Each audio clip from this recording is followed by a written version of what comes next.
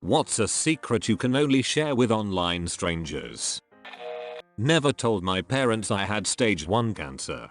Both were barely sober and would have jumped off the wagon head first. Bright side, doc got it all. Glad you beat cancer. I know that must have been a hard decision to make, but it was probably for the better to not tell them.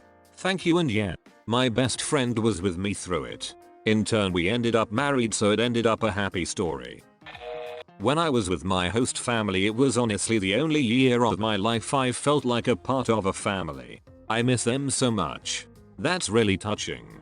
Sometimes we think our family leaves are normal until we experience another way. Anyhow, I'm sure they miss you, too.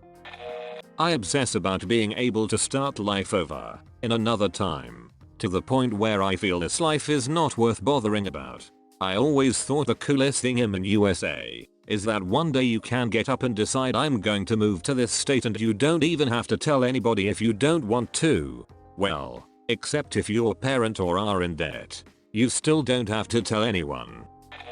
I have friends that have paid me to record them having X. You guys get paid? You guys get X? You guys got friends? You guys. Holy it. How much, my guy? I kind of dislike my best friend. We've known each other a long time, and we're both in unfortunate circumstances, but I'm trying to change mine. He isn't trying to change his, he just rages about how unfair his life is. I've offered all the help I can, but he never takes me up on it, and being his shoulder to cry on can be exhausting. He can be a very negative person, and so can I, but I'm trying to be less so, but it's easy to slip back into negativity when I'm around him. It's all very frustrating sometimes. It's okay to break up with a friend. We don't have language or processes for it like we do for romantic relationships, but we should. I feel relieved whenever I get sick. I have major depression and anxiety problems, and being physically ill is just something people understand better. I don't know how to explain it. It's like the physical illness justifies the frick feelings. You have a reason to feel bad, to stay in bed, to need people around. It gives you also something else to worry about, something present and real. Just how fricking lonely I am. Of course no one wants to hear it. They blow smoke up your ass or repeat catchy phrases. I have no friends or anyone I talk to outside of coworkers.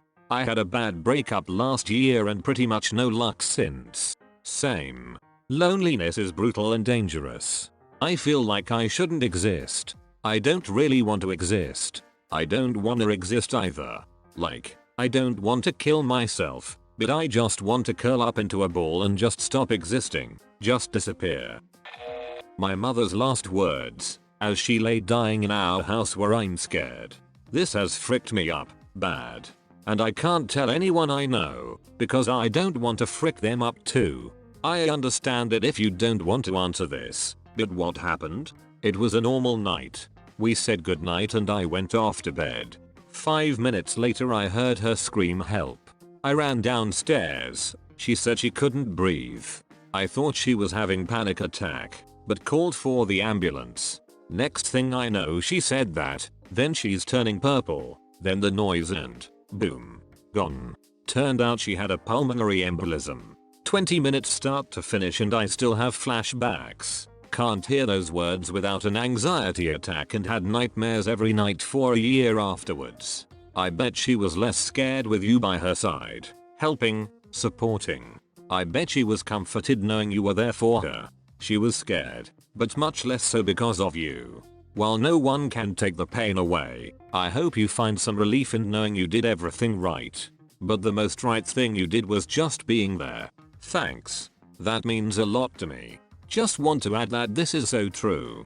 I don't think any of us can overestimate the huge amount of comfort that you gave by just being there in those moments of uncertainty.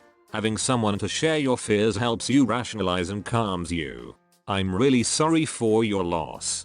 You should maybe talk to someone professional yourself if that's possible, else this may just fester in you, and I'm sure that is not what your mother would have wanted. Many years back my childhood cat got dementia. Some days he was perfectly fine, other days he stood in corners and peed himself all day cause he didn't know where he was or how to get out of the corner. After a while we gave up on hoping he'd get better, and the day we scheduled the appointment he had a good day and my mother couldn't bear bringing him to the vet, so she asked me. I drove him to the vet close by and the doctor didn't care about our cat. He had to inject more of whatever they use 6 times, and halfway through the cat started twitching and struggling. It took ages until it was all over and I couldn't drive home afterwards. When I came home I pretended everything was fine and have never told anyone, because it would break my family's heart even more. I've had to put down many older pets. The last one was my Doberman with end-stage cancer. Our regular vet, we used for about 15 years, couldn't fit her in, and suggested I just drop her off for when they had a minute. That was inconceivable to me. She was in a lot of pain and struggling. So I called another vet, told them the situation, and they said come right over. You can come in the back door so you don't have to go through the lobby. When I got there, they had a private room with a comfy bed on the floor. The vet said he was going to give her an injection that would make her relaxed, feel good, and drowse off. He would give us about 15 minutes to sleep, then he'd be back for the final shot. He turned the lights off as he left, leaving just a dim quiet room and us to snuggle. She did relax. She clearly was feeling good, even wagged her tail as she put her head on my leg and just sighed like, "Phew." Then she fell asleep. He came back in a few minutes and gave her the last shot. She was never frightened. I was furious that I never knew this was an option for pets before, and still think of all the frightened pets I've had to be strong for while they lived their last moments. Needless to say, we switched vet clinics that day. Yes, this is exactly how it was handled when my vet put mine to sleep also. I thought that was why it was called getting put to sleep. It was very peaceful both times.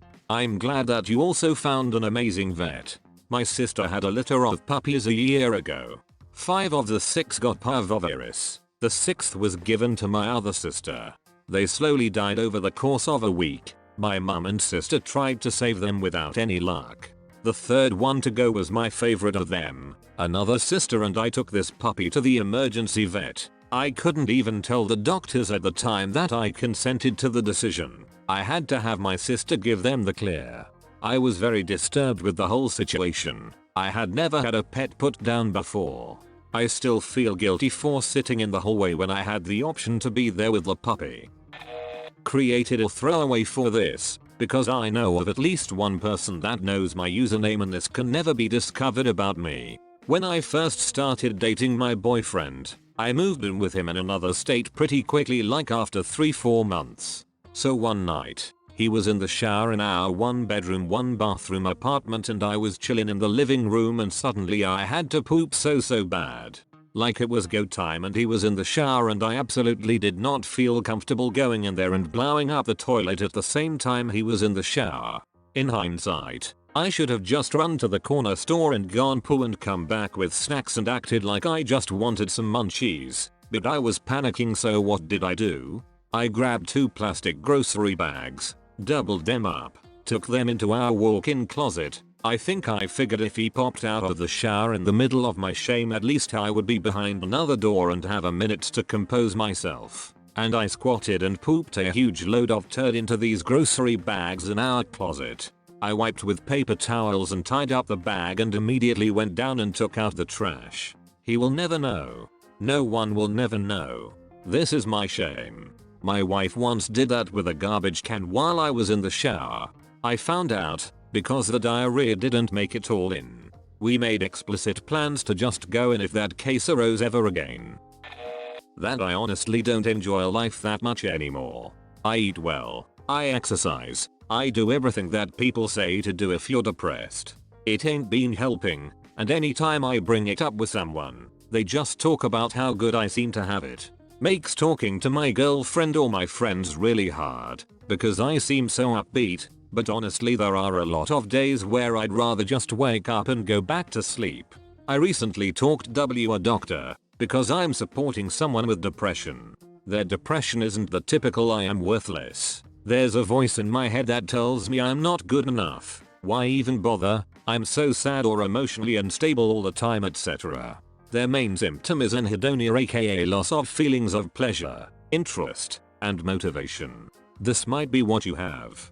I asked the doctor if there was a difference in how these two manifestations of depression are treated, and he said yes. It was a very short visit so I didn't get details, but your girlfriend, friends, family probably think you have the more obvious type of depression. Anhedonia sucks, but there is still help and options. Currently I'm researching meds. SSRIs seem to help less, since they mainly help people with emotional swings and anxiety. Wellbutrin is one medication I flagged as something that may help. There is a lot of other anti-depression meds that are not SSRIs that I haven't researched yet. Stress also may play a factor in developing anhedonia. I suggest working with a therapist to identify major stressors and how to manage stress levels. Chronic high stress levels can numb you out, to the extent that you don't even notice anymore. Because if you don't feel much of anything, how would you know you feel stressed? And if your memory is affected by chronic fatigue and depression, how would you remember what it felt like to feel anything else? Self-assessment becomes more difficult. That's why it's so important to work with a professional. Go see a doctor.